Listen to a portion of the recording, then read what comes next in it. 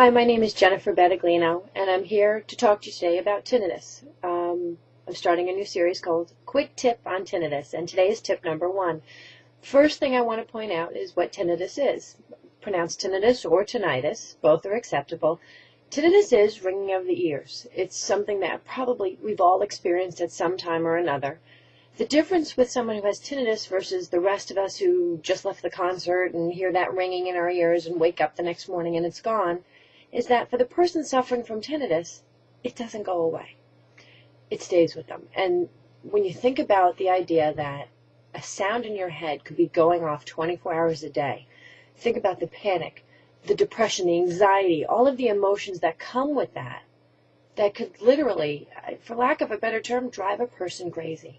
So what I do at the Harwood Group is I work with people with tinnitus and help them to habituate, which is when you still have tinnitus, but you've removed that emotional response to it. So now tinnitus becomes something of a threat to something that's a nuisance. And think about how much easier it is to live and go on with your life when something's just kind of like background elevator music versus something that your body is constantly in this flight or fight mode that wants to fight it off and make it go away and everything else that comes with it.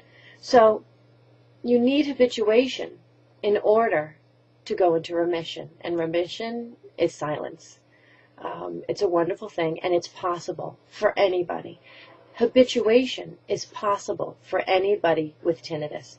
I use hypnotherapy in my practice in order to help someone habituate, because it's a wonderful process to desensitize someone to the sound. Think about it. As simple as it sounds, you can't be bored and anxious at the same time. Within all of that, with hypnotherapy, you also gain the insight of the triggers that makes your tinnitus worse or better, and it's about connecting the dots. And when you connect the dots and you figure out how it works, it's easier to manage your tinnitus and ultimately habituate. So tip number 1 for today, you want to always keep a sound-rich environment. And what is a sound-rich environment? A sound-rich environment is something that I believe you should use your natural environment, the environment we live in. So that includes music that you enjoy. I'd rather have you listen to your favorite song than music that you think is going to help but is literally driving you even more crazy because you don't like it. The TV, a talk radio, the regular radio, a restaurant with friends, chatting, engaging other people. That sound-rich environment is a key component to habituation, because you always want to give your mind a choice. You can listen to tinnitus or you can listen to something else. I go into more detail about this, about all the different types of sound-rich environments there are, and everybody who works with people with tinnitus might have a different view on this, but my view is to not use white noise or pink noise or noise that does not have purpose, because it's too close to that of your tinnitus. Again, you want your mind to choose tinnitus or something else. Well, if that something else is too close or doesn't have any meaning to you, you're not going to focus on it anyway. So, tip number 1, sound-rich environment.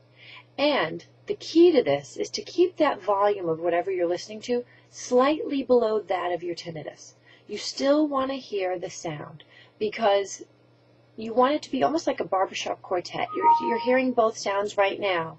And part of that is because you do want to give your mind a choice.